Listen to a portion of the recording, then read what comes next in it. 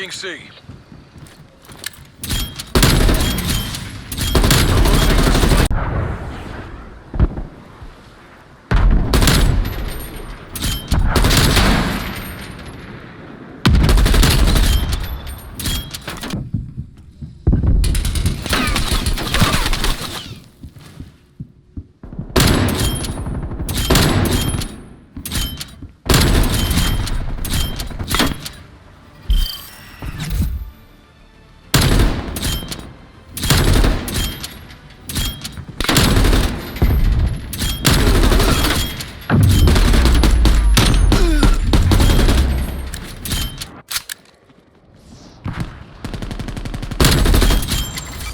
Taking Alpha. And Decos are in retreat.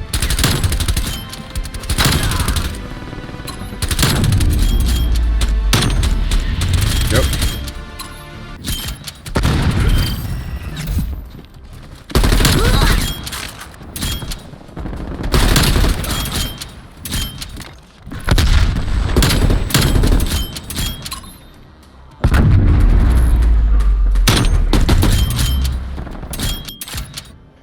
Okay, so this is what you guys see on your screen. I do not see this. I realize it gives a perception that I'm shooting through smoke, right? But I'm actually not. So now watch this. This is what I see. Okay? I don't get any of that smoke. It's not some setting I have turned off or anything like that. It's just something messed up with the best plays. Seriously.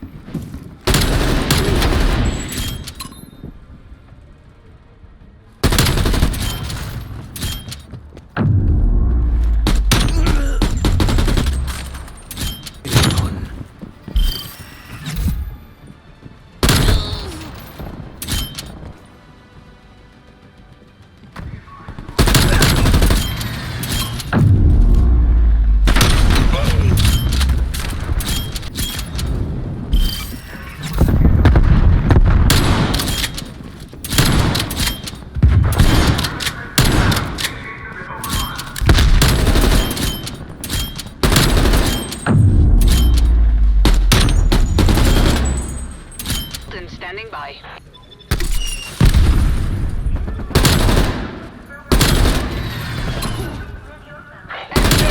Multitasking. Spy plane established overhead. Hostile sentry turret active. C-trap, napalm strike inbound.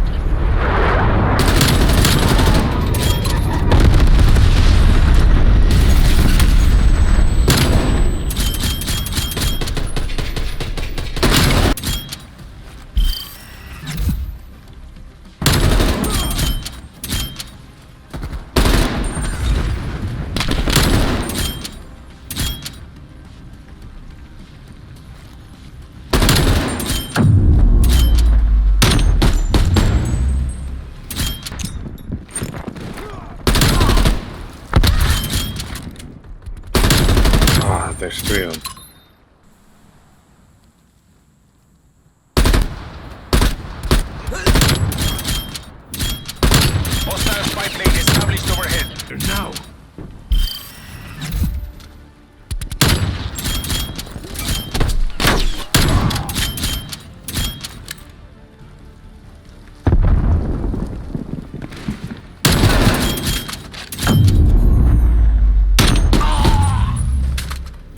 Hello everyone, thanks for watching today's episode. We are looking at the XM4 assault rifle, and I'm going to show you my gunsmith. And as far as my optics, I went with the Axial Arms 3X. Just felt as though it was a really nice scope to use. Didn't zoom too far in and block my depth of field, I should say. There are other ones that are pretty decent, but this is the main one I decided to go with. Of course, you know, I think I tried out a little bit of the SUSAT multi-zoom, and that one ain't too bad, but yeah, the main one I went with is the Axial Arms 3X. Alright. As far as the muzzle, I went with the SOCOM Eliminator. Main reason for that is I really like the idea of having plus 85% muzzle flash concealment and plus 17% vertical recoil control without sacrificing any aim down sight speed. And moving along, as far as the barrel, I went with the 13.7 inch takedown, mainly because it gave me an extra 150% effective damage range. You know, maps like Mall at the Pines, Armada, especially Satellite, it just seemed like you're not really taking them down, even in hardcore mode, unless you have this. So, highly recommend that. As far as the cons, I mean, minus 5% spring move speed, it wasn't that big of a deal. And then the reason why I'm going through all these is because I have the gunsmith card where I can have multiple attachments, or more attachments, I should say. So as far as the body, I went with the SOF target designator to give me an extra 60% reveal distance ADS. And there's no cons on that. Yeah, there's some other ones, but look, you sacrifice ADS. I'm a big fan of maximum ADS, so I decided to go with that. And then as far as the let's see, the underbarrel, went with the Field Agent grip, because it gives you 6% vertical recoil control and plus 20% horizontal recoil control, and not sacrificing, of course, any ADS. There is, of course, the SFOD speed grip, which some people have remarked that one's actually pretty decent, but I don't know, I just like to have a little bit less recoil upward.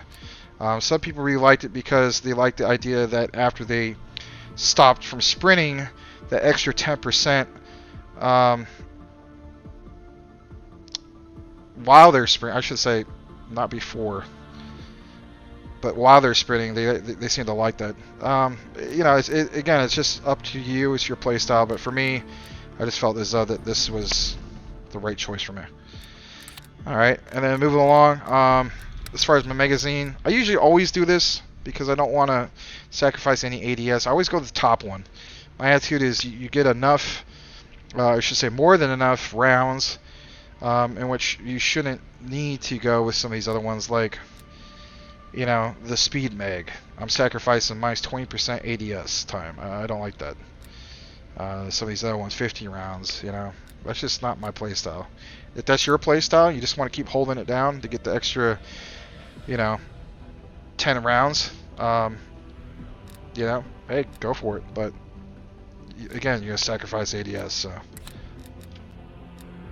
all right. As far as the handle, I went with the SASR Jungle Grip, the plus 15% ADS time, combined with the 80% flinch resistance. And the cons, of course, you know, only minus 12% sprint to fire time. Wasn't that bad at all. And of course the stock, the last one. I kept it with the wire stock mainly because there was no cons with this, and I felt as though I did need some kind of sprint to fire time. You know, a lot of times people don't realize it, but you know, if you're going up against, say, somebody like with a Mac 10 and he has that gung ho perk, you gotta be able to counter that somewhat. I mean, you're not gonna get, beat the guy to the punch every time, but it helps to have something like this. And compared to some of these other ones, just didn't think this was all that great. I mean, like, plus 5% slide speed. I mean, yeah, people use it. I use it once in a while myself, but I mean, it's not exactly like it's Battlefield 5 slide. Like some of these other ones, yeah, you get plus 3% sprint to fire time, but look, you're sacrificing 15% hip fire accuracy. It just doesn't seem like it was all that great. Even if I unlock the Raider pad, I don't like the idea of losing 30% hip fire accuracy. So, yeah, wire stock was the route I decided to go with. Alright, so that's it as far as my gunsmith. I know this video is about having the Hauer combo. I felt as though, combining the XM4 with the Hauer was great instead of doing the whole thing with, I should say, pistol. Doing with the Hauer shotgun instead was great. As far as the optics, I didn't go with that because I wanted to have extra attachments. So I just went with the, what is it I got here? Yeah, as far as my optics, I mean, I just went with straight up like iron sights. Muzzle, I went with the plus 85% ADS spread for the infantry V choke. And then on top of that, on the barrel, I went with a 24.1 inch Ranger to give myself an extra 30% effective damage range.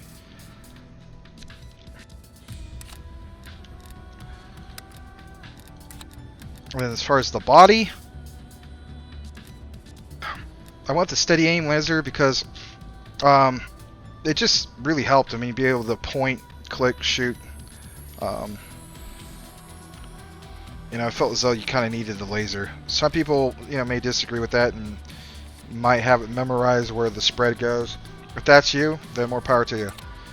As far as the magazine, I decided to stick with the 6-round tube, mainly because it has some pretty nice pros to it, and the cons, there aren't any.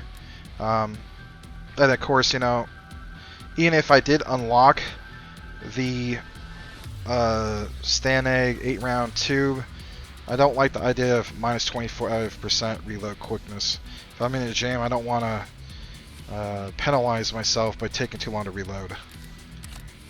Alright.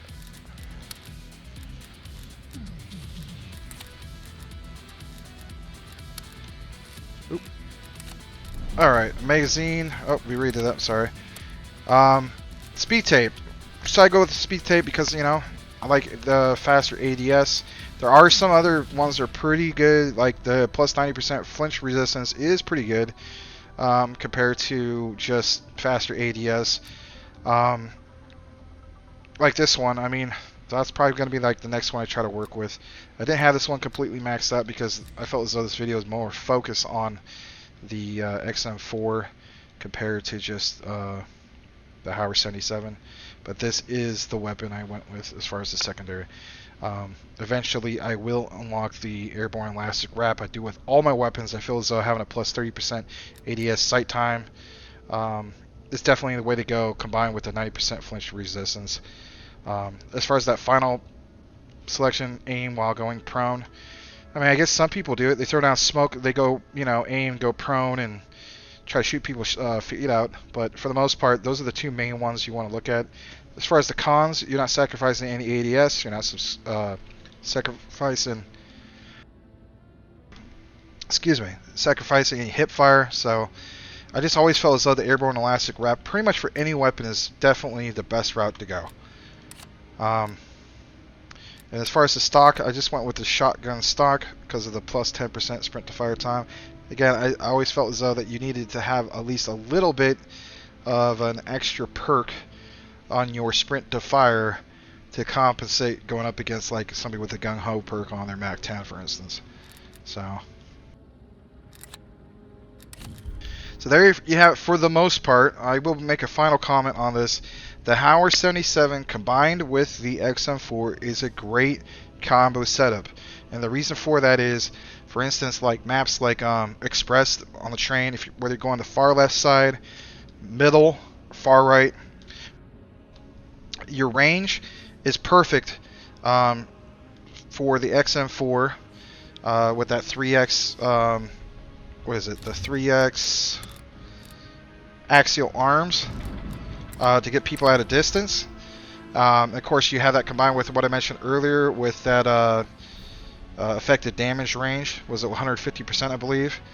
And then for the close areas, let's say you get into like the actual train itself, or let's say you go into a room, what you want to do is you want to quickly switch to the Hauer 77, and a lot of times you can get collateral kills on it. I think a couple clips you saw that where I got some guys collateral with the Hauer compared to just using a regular pistol, you know. So if you want to kind of mix it up a little bit, definitely go with the shotgun.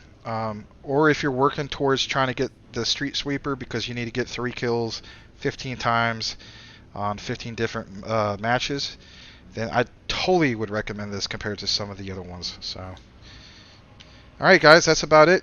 Glad to do another Call of Duty Black Ops Cold War video. Thanks again for watching, and we'll see you on the next one.